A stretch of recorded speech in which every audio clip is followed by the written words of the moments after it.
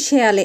ఆత్మీయ జీవితంలో చిన్న చిన్న విషయాలే ఒక్కొక్కసారి మనల్ని ప్రభువుకు దూరం చేస్తూ ఉంటాయి. టైటానిక్ ఓడ మునిగిపోయింది పెద్ద పెద్ద పగుళ్ళ వల్ల కాదు, అనేకమైన చిన్న చిన్న బీటలే అని ఇప్పుడు శాస్త్రవేత్తలు చెప్తున్నారు. సంపన్నులు మాత్రమే ప్రయాణించగలిగిన విలాసవంతమైన 9 అడుగుల ఎత్తు ఉన్న ఈ ఓడ ఇంగ్లాండ్ నుండి న్యూయార్క్ వెళ్తూ 1912లో మొదటి ప్రయాణంలోనే మునిగిపోయింది. సముద్రంలో జరిగిన ఈ విపత్తులో 1500 మంది మరణించారు. ఓడ ఒక మంచు పర్వతాన్ని ఢీకొనటంతో అది బద్దలైంది అని ఇప్పటి వరకు నమ్ముతున్నారు. కానీ సముద్ర పరిశోధకులు, శాస్త్రవేత్తలతో కూడిన ఒక అంతర్జాతీయ బృందం 2.5 మైళ్ళు సముద్ర జలాల క్రింద బురదలో కూరుకుపోయిన ఈ ఓడను పరీక్షించుటకు దానిలోనికి ధ్వని తరంగాలను పంపించారు. వారు కనుగొన్నదేమిటో తెలుసా? అంత పెద్ద వినాశనానికి కారణం చాలా చిన్నది.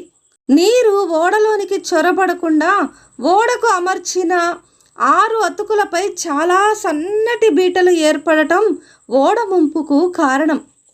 బయటకు కనిపించిన చిన్న చిన్న బీటలు ఒక పెద్ద ఓడను ముంచటం మాత్రమే కాదు, దాని పేరు ప్రతిష్టలను కూడా నాశనం చేసింది. ప్రియులారా, విశ్వాస జీవితంలో కూడా తేలికగా తీసుకునే చిన్న చిన్న పాపాలు కూడా మన విశ్వాస జీవితాన్ని, మన పేరును నాశనం చేస్తాయి. మనలో చాలామందికి దేవుడు బాగా సుపరిచితుడైపోయి భయం, భక్తి తగ్గిపోయాయి. దేవుడేగా, ఏమనుకోడులే అనుకుంటూ పాపం చేస్తున్నారు.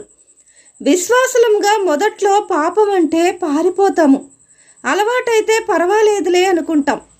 పాపాన్ని ఎంటర్టైన్ చేస్తూ పోతే పాపం పాపంలాగా అనిపించదు. అప్పుడు పాపాన్ని గుర్తించలేము.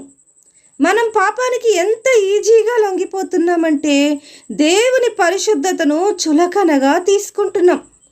జాగ్రత్త సుమి, దేవుడు దహించు అగ్ని. మనం దేవుని సన్నిధికి అప్రమత్తంగా ఉంటే పాపం విషయంలో కూడా అప్రమత్తంగా ఉంటాము.